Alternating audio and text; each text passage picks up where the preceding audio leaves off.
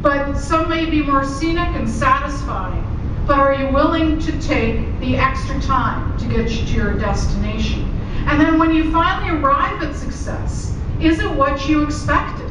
Are you going to stay there? Or perhaps, after spending some time in the sights, taking in the sights, do you pack up and decide to journey to another success town, hoping that you find what you were looking for there? So if we were going to go through all the states that have success cities in them, this is one way you could go. It's a pretty straight line. Or you could go sort of in a circle, end up where you started, because after you've been to all the other success towns, you decided that the earlier one was the one you liked the best. Or in some cases, we can do a little bit of a circuitous route and say, well, we want to be here, no, over here, well, maybe up there. But in some cases, you just got to get off the continent and go to the suburb of Perth called success. But if you think about it, in general and specifically, our careers are very much patterned in this manner as well. We often have a difficult time defining the more aesthetic success. And when we finally arrive at what we consider to be the destination, we look around, take in all the sights, and then continue our trip to seek another, often undefined version of success. But one thing is constant on either journey.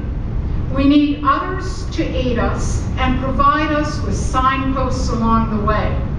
And with the one piece of advice, the contributors have offered you their signpost to success. One of our contributors is one person that we all should know here and love, Hazel McCallie, 88 years old. For her, Freedom 55 was running for mayor of Mississauga. She has the highest approval rating of any politician anywhere, 91%. And on top of that, she was also, in 2005, #2 in the World Mayor's Poll. She was a professional hockey player as a young woman, couldn't go to university as a young woman because her family couldn't afford it at the time. But if you look at her advice, my advice to women would be to strive for significance, not success. I feel as women, we often concentrate our efforts on achieving material success or climbing the corporate ladder and do not place nearly as much effort on the contributions we make to humanity and in our relationships with one another. Women need to support each other and help each other succeed. Don't forget the old adage, you also gleam when you cause another star to shine.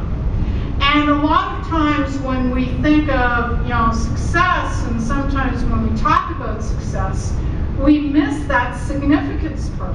We think about success in terms of title, in terms of position, and then sometimes as well, and I've encountered this, where people then, kind of say, well, good for you, but, I'm going to present your work somewhere else. And the thing is, we do need to help others achieve. I mean, Jan was talking about sort of some of the things that she's doing at UPS. It's helping other stars to shine. When we talk about self-fulfilling prophecy, anybody know this one?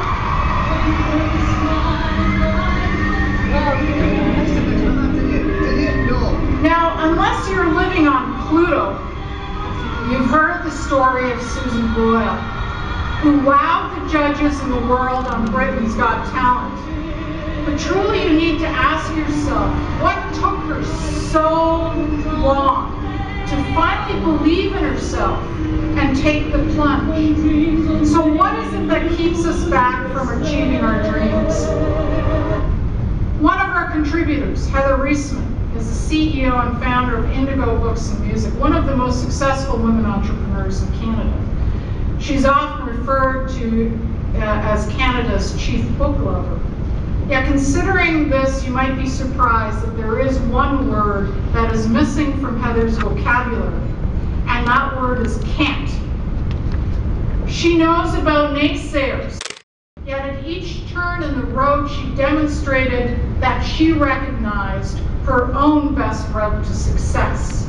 Her advice, and if Susan Boyle had listened to this, she would have had a career a long time ago. Believe in yourself and your aspirations. Don't let doubts or naysayers stop you from reaching your dreams. The only difference between those who do and those who don't is that those who do. Now, if you think of this in context of yourself or Susan Boyle, it's a question of how long we allow others to keep us, or even our own self-doubt, to keep us from achieving our dreams.